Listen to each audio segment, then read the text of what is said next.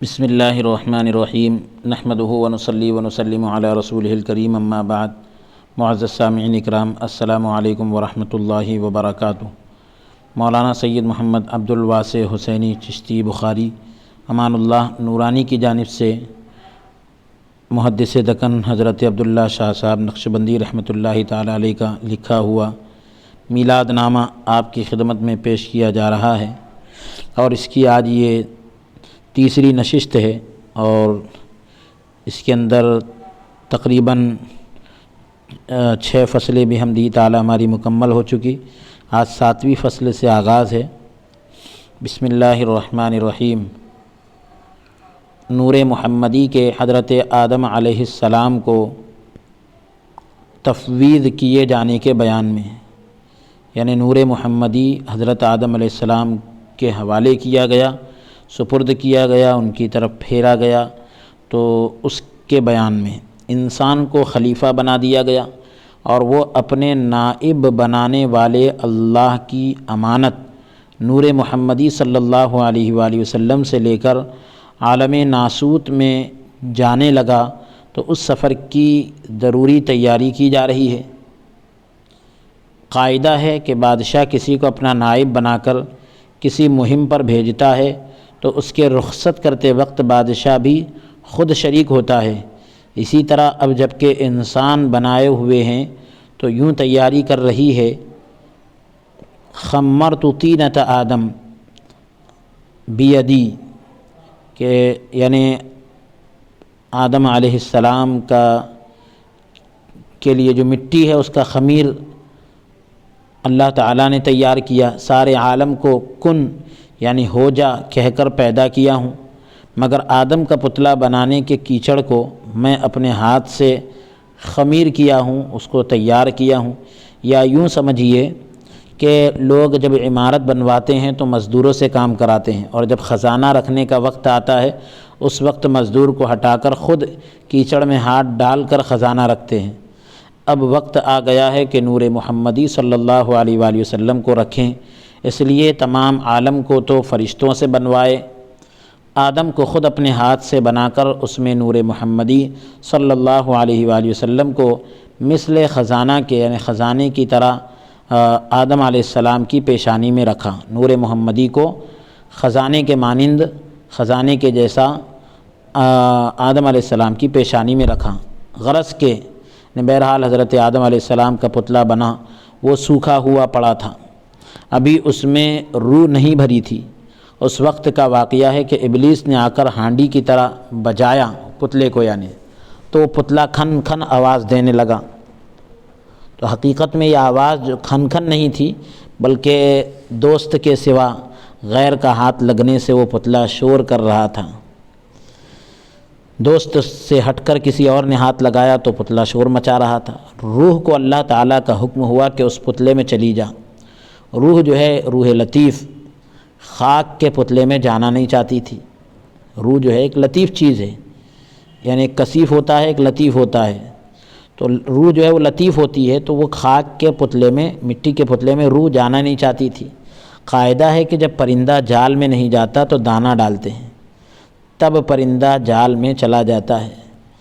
ایسے ہی چونکہ آدم علیہ السلام کی روح جو ہے پتلے میں نہیں جا رہی تھی، تو اللہ تعالیٰ نے نور مبارک کو جو ہے مثل دانے کے آدم کی پیشانی میں رکھا۔ یہ دیکھتے ہی جو ہے روح قربان ہو کر پتلے میں گھس گئی۔ پھر ید قدرت نے، یعنی دست قدرت نے آدم کو بنا، نور پیشانی میں احمد کا رکھا صلی اللہ علیہ وسلم۔ یوں ہوا حکم الہی روح کو داخل، اب تو قالب آدم میں ہو، آدم علیہ السلام کا جو ڈھانچہ تیار کیا گیا ہے اس میں داخل ہو جا، داخل اب تو قالب آدم میں ہو۔ روح نے پہلے بہت انکار کی، نور احمد دیکھ راضی ہو گئی، حضور کے نور کو دیکھ کر وہ راضی ہو گئی۔ حضرت آدم علیہ السلام ہمیشہ اپنی پیشانی سے ایک بار ایک آواز سنتے تھے، وہ کیا تھی؟ یعنی ایک دن عرض کیے کہ الہی یہ کیسی آواز ہے؟ تو ارشاد ہوا کہ یہ نور محمدی صلی اللہ علیہ وسلم کے تسبیح کی آواز ہے، جو تمہارے فرزند ہے۔ اچھے تقدیر جو ہے اس باپ کے ہیں، اچھے مقدر ہیں کہ جن کا ایسا مبارک فرزند ہے، مبارک بیٹا ہے۔ آدم علیہ السلام سے جب لغزش ہوئی اور جنت سے نکالے گئے، 200 سال تک روتے رہے، رونے کا کچھ اثر نہ ہوا۔ آدم کو خیال ہوا کہ عالم بالا میں محمد صلی اللہ علیہ وسلم کی ہر جگہ فضیلت دیکھا ہوں، تو ان کے وسیلے سے دعا کرنا چاہیے۔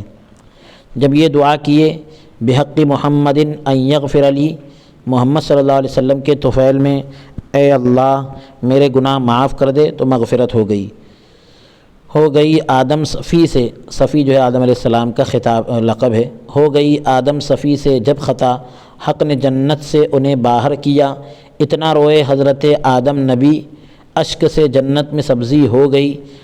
جب محمد مصطفیٰ کا نام لے، التجا آدم نے کی اللہ سے، یا الہی استفیل مصطفیٰ، بخش دے مجھ غم زدہ کی تو خطا۔ التجا یہ سن کے خالق نے کہا، آج آدم جو بھی ہم سے مانگتا، سب کے سب اولاد کے عصیاں تیرے، بخش دیتے ہیں ہم طفیل اس نام کے، یعنی ساری خطاؤں کو بخش دیتے ہیں اس نام کے طفیل۔ الغرض وہ نور مبارک جو ہے پتلے میں سرایت کر گیا، اتر گیا، روح داخل ہو گیا وہ نور مبارک جسم میں جب پھرنے لگی وہ روح جو ہے، وہ نور مبارک جب پھرنے لگا، روح جو ہے جسم میں جب پھرنے لگی، معذرت کے ساتھ پھر دیکھیے، نور جو ہے پتلے میں داخل ہوا، روح جسم میں جب پھرنے لگی تو مٹی جو ہے گوشت اور پوشت ہونے لگی۔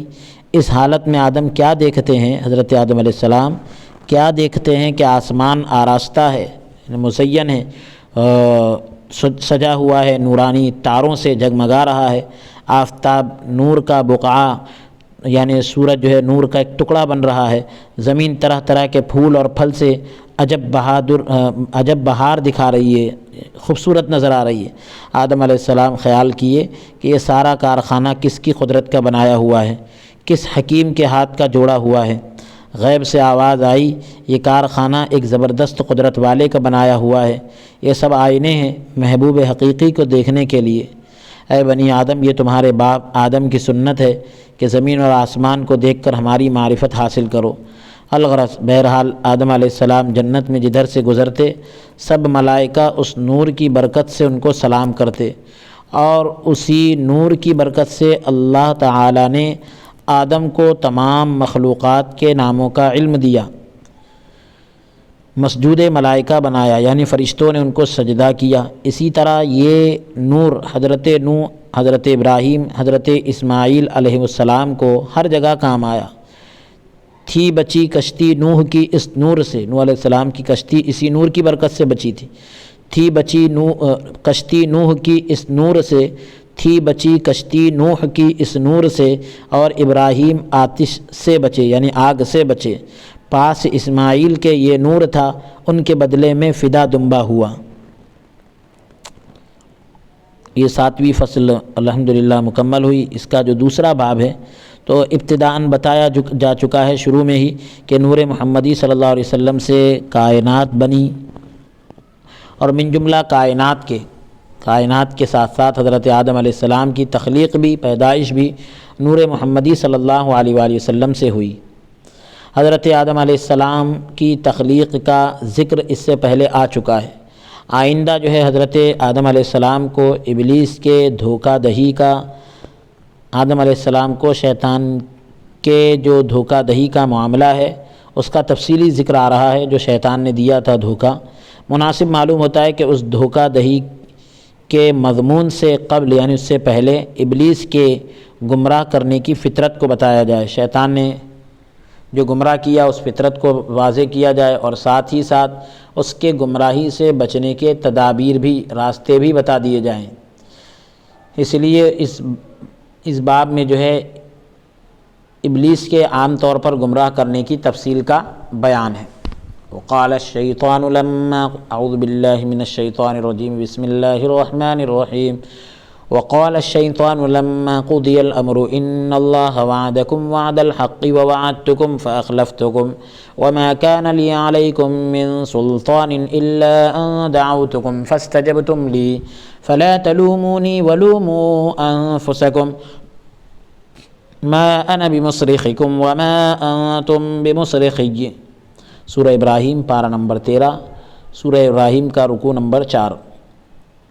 ترجمہ: اور قیامت میں جب آخری فیصلہ ہو چکے گا اور لوگ شیطان کو الزام دیں گے تو شیطان کہے گا خدا نے تم سے سچا وعدہ کیا تھا سو اس نے پورا کیا، اور وعدہ تم سے میں نے بھی کیا تھا مگر میں نے تمہارے ساتھ وعدہ خلافی کی اور تم پر میری کچھ زبردستی تو نہیں تھی، بات اتنی ہی تھی کہ میں نے تم کو اپنی طرف بلایا اور تم نے میرا کہنا مان لیا۔ اب مجھے الزام نہ دو بلکہ اپنی تئیں یعنی خود کو الزام دو۔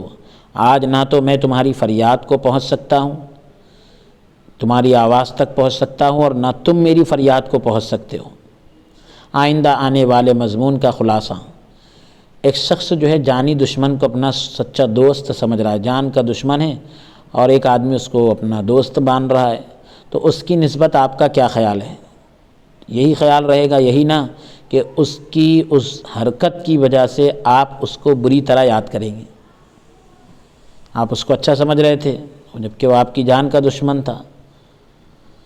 اگر آپ کا کوئی دوست یہ غلط دوستی دیکھ کر نہ رہ سکا اور غلطی بتا دیا، پھر بھی آپ اس دوست کی نہ سن کر دشمن کو ہی دوست سمجھ رہے ہیں، اس کی سنتے ہیں، یہ پر بیتی نہیں آپ بیتی ہے، کسی اور کے تعلق سے نہیں آپ کے تعلق سے ہی کہا جا رہا ہے۔ ہماری یہی حالت ہے کہ اللہ جو ہمارا دوست ہے اس کی نہ سن کر شیطان جو ہمارا دشمن ہے اس کے کہنے پر چل رہے ہیں، اور وہ جو کہے اس پر عمل کر رہے ہیں۔ تو یہ ایک وضاحت کی آئندہ جو مضمون آ رہا ہے اور پہلی فصل ہے اس کی، تو اس باب کے آئندہ فصلوں میں آنے والی فصلوں میں ابلیس کی سرکشی، نافرمانی اور انسانی یعنی اس کی جو بغاوت ہے اور انسانی دشمنی کا ذکر ہے۔ اس لیے اس فصل میں انسان کو شیطان سے دشمنی کرنے اور اللہ تعالیٰ اور اس کے قاصد یعنی پیغمبر یعنی حضرت رسول اللہ صلی اللہ علیہ وآلہ وسلم سے دوستی کرنے کی ترغیب دی جاتی ہے کہ حضور سے دوستی کی جائے۔ محبت کی علامت کیا ہے؟ بہت سی علامتیں ہیں۔ ایک علامت یہ بھی ہے کہ جس سے ہم کو محبت ہے اس سے کسی دوسری چیز کو اگر کچھ علاقہ ہو، تعلق ہو، تو اس سے بھی محبت ہو، یعنی جس سے ہم محبت کرتے ہیں اس کا تعلق کسی سے ہو اگر، یا جس چیز سے اس کو نسبت ہو جائے اس سے بھی ہم محبت کرتے ہیں۔ حکایت ایک واقعہ ہے کہ ایک روز جو ہے مجنوں نے ایک کتے کو دیکھا تو دوڑ کر جا کر کتے سے لپٹ گیا۔ مجنوں جو ہے کتے کو دیکھ کر کتے سے لپٹ گیا، کبھی اس کے قدم چومتا، کبھی اس کے قربان ہوتا۔ لوگ جو ہے اس کے ان حرکات کو مجنوں کی یہ حرکتوں کو دیکھ رہے تھے۔ آخر لوگوں نے کہا رے دیوانے، حقیقت میں تو دیوانہ یعنی اوریجنل یعنی ریئل میں جو ہے تو دیوانہ ہی ہے، پاگل ہی ہے، نجس کتے کے ساتھ یعنی ناپاک کتے کے ساتھ تو یہ کیا معاملہ کر رہا ہے؟ گفت مجنوں تو ہما نقشی، یعنی مجنوں نے کہا کہ تو ظاہر بین ہے، یعنی تو ظاہر دیکھ رہا ہے، تجھے کیا خبر، ذرا میری آنکھ سے دیکھ، مجھے ملامت نہ کر۔ یہ عربی کا شعر ہے۔ تو مجنوں نے کہا کہ بھئی میں کتے کو بوسہ دے رہا ہوں، تم مجھے ملامت کر رہے ہو، تو تمہارے پاس ظاہری آنکھیں ہیں، تم کو کیا خبر، ذرا میری آنکھوں سے دیکھو، مجھے ملامت نہ کرو۔ میں نے اس کتے کو میری معشوقہ یعنی جس سے میں محبت کرتا ہوں لیلا کی گلی میں ایک رات دیکھا ہے۔ میری لیلا کا یہ پاسبان ہے، نگران ہے، محافظ ہے، بس اتنے سے علاقے کی وجہ قربان ہو رہا ہوں، اتنے تعلق کی وجہ سے یعنی میں اس پر قربان ہو رہا ہوں۔ تو ذرے ذرے سے علاقہ رکھنے والے پر قربان ہونا، تعلق رکھنے والے پر قربان ہونا، یہ محبت کی علامت ہے۔ عاشقوں کا طریقہ یہ ہے کہ خط آئے تو اس پر صدقہ ہو، اس پر قربان ہو، قاصد آئے تو ان پر قربان ہو جائے۔ صاحبو، دوستو، آپ کے لیے خط جو ہے قرآن ہے، اور قاصد جو ہے حضرت رسول اللہ صلی اللہ علیہ وسلم ہے، حضور علیہ السلام پیغمبر ہے، اور جو آپ پیغام لے کر آئے وہ قرآن ہے۔ تو کیا آپ کے جو ہے اللہ اور رسول کے ساتھ محبت کا یہ تقاضا نہیں ہے کہ قرآن پر صدقہ اور حضور صلی اللہ علیہ وآلہ وسلم پر قربان ہو جائے؟ اگر ایسا ہی محبوب کا اگر کوئی ذرا دشمن ہے تو وہ اس کا بہت بڑا دشمن بن جاتا ہے۔ لیلا کی دشمنی کرنے والے سے کبھی مجنوں کو محبت نہیں ہو سکتی، کبھی اطاعت نہیں کر سکتا۔ اگر صرف وہ لیلا کا دشمن ہی نہیں ہے بلکہ مجنوں کے واسطے رقیب بنا ہوا ہے، نگران بنا ہوا ہے۔ لیلا چاہتی ہے کہ مجنوں سے ملاقات کرے، مگر یہ کمبخت رقیب ایسے تدابیر کرتا ہے کہ مجنوں جو ہے لیلا سے نہ مل سکے۔ ساتھ والے کچھ ایسے ہوتے ہیں کہ مجنوں کو لیلا سے ملنے نہیں دیتے، پہرا لگا دیے۔ تو کیا ایسے رقیب سے مجنوں کو محبت ہو سکتی ہے؟ کیا وہ اس کی اطاعت یعنی پیروی کر سکتا ہے؟ نہیں، ہرگز نہیں۔ پھر اس پر ترا یہ یعنی اور زیادتی ہے کہ لیلا خود کہتی ہو کہ میرے مجنوں تو رقیب کی نہ سن، یہ جو روک رہے ہیں ان کی نہ سن، میں تجھ سے ملنے کے لیے تیار ہوں۔ اتنا کہنے پر بھی کیا مجنوں جو ہے رقیب کی اطاعت کرے گا، بات مانے گا؟ نہیں، ہرگز نہیں۔ صاحبو، دوستو، پھر تم کیسے خدا کے چاہنے والے اور کیسے اس کے عاشق ہو جی؟ نہ تم کو اس کے علاقہ یعنی تعلق رکھنے والوں سے محبت ہے، نہ اس کے خط کی کچھ قدر ہے، نہ اس کے قاصد کی اطاعت ہے، بلکہ خدا کا دشمن تمہارا رقیب، تمہارا ساتھی یعنی جو شیطان ہے اس سے محبت کرتے ہو، اس کی اطاعت کرتے ہو۔ بار بار خدا تعالیٰ فرماتا ہے کہ میرے بندے تو شیطان کی نہ سن، پھر تو میں تیرا ہوں، تو میرا ہے۔ اللہ تعالیٰ کے اس ارشاد کو کسی نے نہ سنا، پھر بھی اسی شیطان کی اطاعت ہے، اسی کی فرما برداری کر رہے ہیں اور اسی سے محبت ہے۔ سچ فرمائیے کہ اگر خدا ملے تو کیسے ملے اور کیسے اس سے محبت بڑھے؟ اس مضمون کو خدا تعالیٰ نے ایک جگہ نہیں کئی جگہ اشارے کے طور پر یا صراحتاً یعنی وضاحت کے ساتھ ارشاد فرمایا ہے، کوئی سنتا ہی نہیں۔ اب اسی بات کو کچھ سمجھانا ہے اور انسان سے شیطان کی بے وجہ عداوت ہونے کا، بے وجہ دشمنی ہونے کا سبب یعنی وجہ بتلانا ہے۔ دوسری فصل، اس فصل میں شیطان کے سرکشی اور تکبر کا تقابل، کمپیریزن جو ہے خاصان خدا کے خاص بندوں کے عجز سے یعنی عاجزی سے اور انکساری سے کیا جاتا ہے۔ واقعہ یوں ہوا کہ ابلیس جو ہے، شیطان جو ہے، خداوند تعالیٰ کی اس قدر عبادت کیا کہ خدا تعالیٰ کا مقرب بن گیا۔ مال کی طرح جو ہے عبادت سے بھی رعونت، نخوت، تکبر پیدا ہوتے ہیں۔ عبادت سے آدمی کیا کرتا ہے؟ تھوڑا بچنے لگتا ہے، تکبر کرنے لگتا ہے۔ مال کی طرح یعنی عبادت سے بھی یہ چیزیں آتی ہیں، جیسے مال آیا کسی کے پاس تو اس کے اندر کیسا اترانا اور یہ تکبر کا معاملہ پیدا ہوتا ہے، اسی طریقے سے عبادتوں سے بھی یہ چیزیں پیدا ہوتی ہیں۔ اس ظالم کو بھی یہی بات پیدا ہونے لگی۔ ایک روز جو ہے بہشت کے یعنی جنت کے دروازے پر لکھا ہوا دیکھا کہ ہمارا ایک بندہ ہے، ہم اس کو اقسام کی یعنی قسم قسم کی نعمتوں سے اور عزت سے سرفراز کیے، مالا مال کیے، زمین سے آسمان پر لے آئے، آسمان سے جنتوں میں پہنچائے۔ باوجود اتنے احسانات کے ہونے کے ساتھ ساتھ ہم اس کو ایک بات کا حکم کریں گے، وہ نافرمانی کرے گا۔ شیطان نے کہا کہ الہی، وہ کون سا بندہ ہے؟ مجھ کو دکھا، میں اس کو ہلاک کروں گا کہ اس کمبخت سے تیرے جیسے محسن کی ایک اطاعت نہ ہو سکی۔ حکم ہوا کہ عنقریب دیکھ لو گے۔ تو شیطان نے اپنے تمام اوراد اور وظائف چھوڑ کر 1000 برس اس بندے پر لعنت کرتا رہا۔ ہائے، یہ نہ سمجھا کہ وہ خود ہی ہے، یعنی جنت کے دروازے پر یہ لکھا ہوا شیطان نے دیکھا کہ اللہ تعالیٰ فرما رہا ہے ہمارا ایک بندہ ہے، ہم نے اس کو قسم قسم کی نعمتیں دی، زمین سے آسمان پر لائے، آسمان سے جنتوں تک پہنچائے، اس کے بعد بھی ہم اس کو ایک بات کا حکم کریں گے اور وہ نافرمانی کرے گا۔ تو شیطان ہی خود پوچھ رہا ہے کہ وہ کون سا بندہ ہے، اللہ اس کے بارے میں بتا، میں اس کو ہلاک کر دوں گا۔ اتنی نعمتوں کے بعد بھی ایک اطاعت اس سے نہیں ہوئی، حالانکہ اس کو یہ نہیں معلوم کہ وہ جس کے بارے میں لعنت کا تذکرہ جنت کے دروازے پر لکھا ہے وہ مردود شیطان ہی ہے، وہ خود ہی ہے۔ مردودوں کی یہی علامت ہے۔ خدا کے مقبول بندے ایسے بھی ہیں، خدا کے نیک بندے کچھ ایسے بھی ہوتے ہیں۔ مالک بن دینار رحمۃ اللہ علیہ سے کسی نے پوچھا کہ حضور کیسے ہیں؟ فرمائیے کیا پوچھتے ہو؟ خدا کی نعمت کھاتا ہوں۔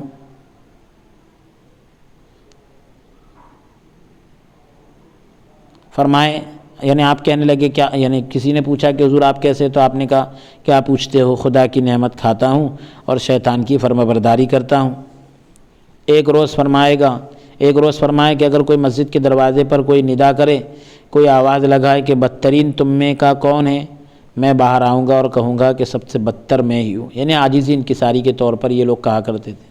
ایک وقت جو ہے کسی عورت نے مالک بن دینار رحمۃ اللہ تعالی علیہ کو پکارا کہ اے ریاکار۔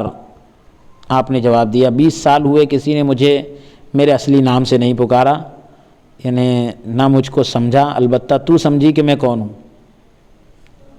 یہ ان کی عاجزی انکساری تھی، ورنہ وہ تو حقیقت میں مخلص تھے، اللہ والے تھے، اللہ کے لیے سب کام کیا کرتے تھے۔ تیسری فصل، اس فصل کے مضامین: اللہ تبارک و تعالیٰ سے محبت میں ابلیس کی ناکامی، اللہ سے محبت میں شیطان کی ناکامی۔ دوسرا عنوان ہے کہ ابلیس کے ابتدائی خطاؤں پر خدا تعالیٰ کا درگزر فرمانا، شروعات کی جو اس کی غلطیاں تھیں اس پر اللہ تعالیٰ کا درگزر فرمانا۔ اور ایک اور عنوان ہے کہ ابلیس پر اللہ تبارک و تعالیٰ کا عتاب، اللہ کی طرف سے سرزنش۔ محبت آسان ہے مگر نباہ یعنی اس کو نبھانا مشکل ہے۔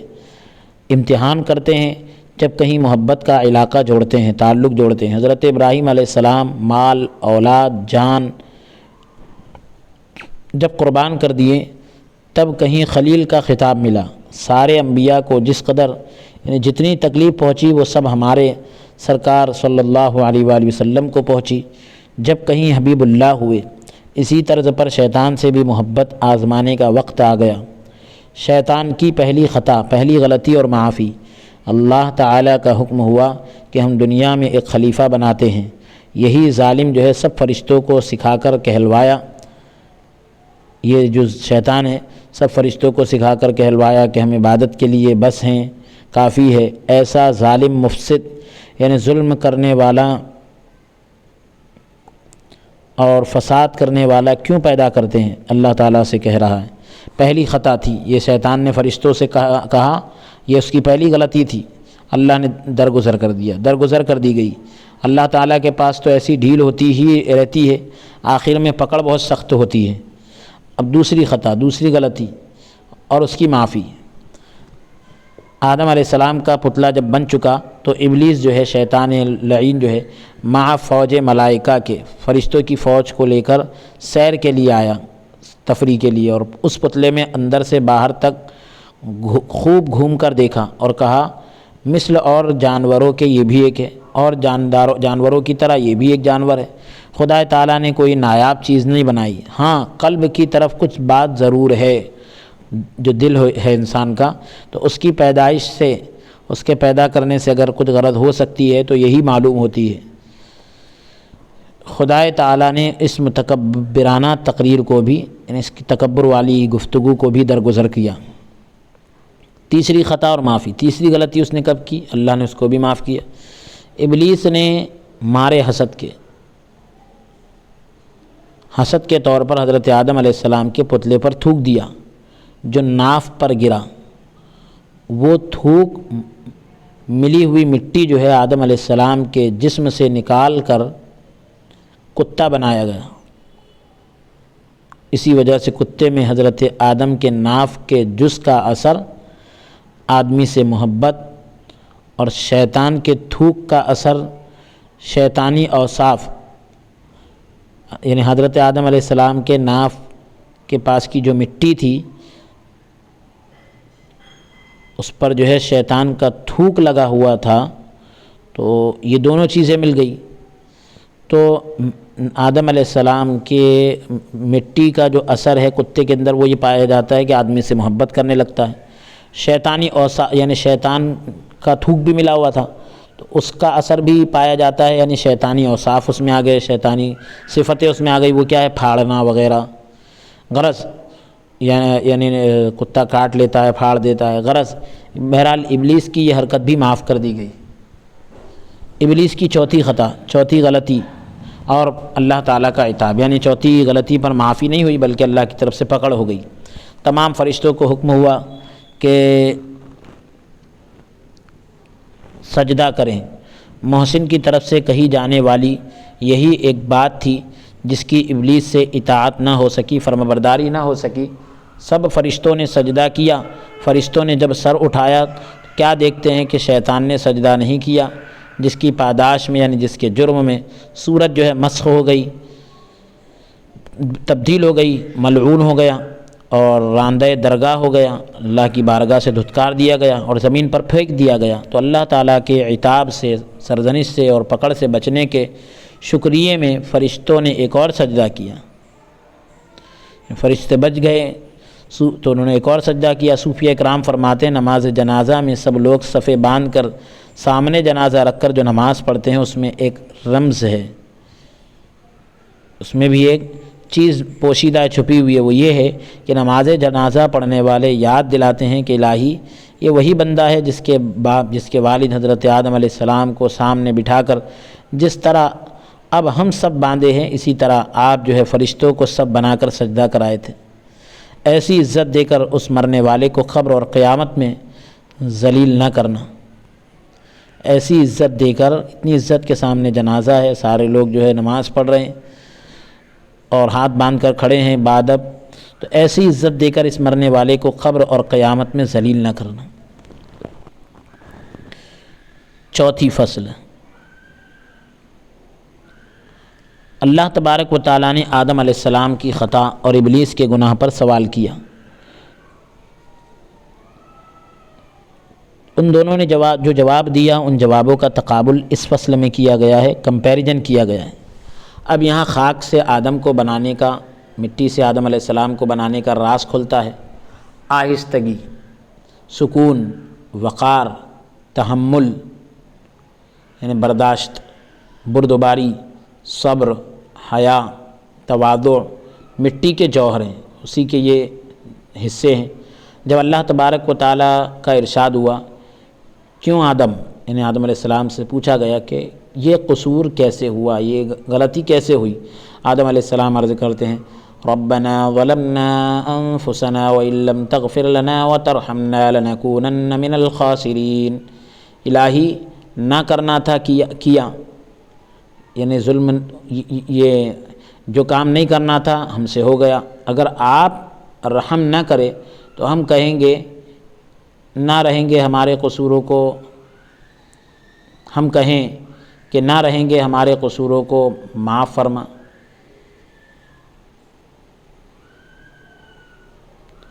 یہ معافی کے ساتھ اس کو پھر سے دیکھ لیں، نہ کرنا تھا کیا، یعنی ربنا ظلمنا انفسنا، ہم نے یعنی ہم نے وہ کام کیا جو نہیں کرنا تھا۔ وَإِن لَّمْ تَغْفِرْ لَنَا وَتَرْحَمْنَا، اگر آپ نے رحم نہ کیا، لَنَكُونَنَّ مِنَ الْخَاسِرِينَ، تو ہم کہیں کے نہ رہیں گے، یعنی ہمارا کوئی ٹھکانہ نہ ہوگا، ہمارے قصوروں کو معاف فرما۔ جب بچہ ماں کو ہی لپٹتا ہے تو ماں کو محبت کا جوش ہو کر جو ہے ریٹیلے یہ بچے کو اٹھا لیتی ہے، ماں جو ہے روتے ہوئے بچے کو اٹھا لیتی ہے، یعنی وہ بچے کی ناک وغیرہ سے ریڑھ بہتی رہتی ہے، ریڑھ پوچھتی ہے اور سمجھا ریڑھ جو ہے پوچھتی ہے، ناک وغیرہ صاف کرتی ہے اور سمجھا کر بہلاتی ہے۔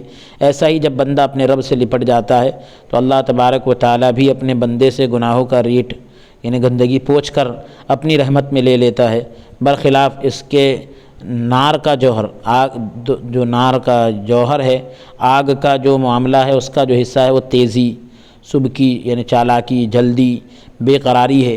جب ناری مخلوق، آتشی جو مخلوق ہے، شیطان سے اللہ تعالیٰ نے پوچھا کہ ابلیس یہ قصور ایسا کیوں کیا، کیوں ایسا قصور کیا، تو اس نے جواب کیا دیا؟ جواب یہ دیا کہ پروردگار تو نے مجھے دھوکہ دیا، نعوذ باللہ من ذالک۔ اس جواب پر اور اس زبان درازی کے بدلے من جانب اللہ لعنت ہوئی، اللہ تبارک و تعالیٰ کی طرف سے اس پر لعنت ہوئی۔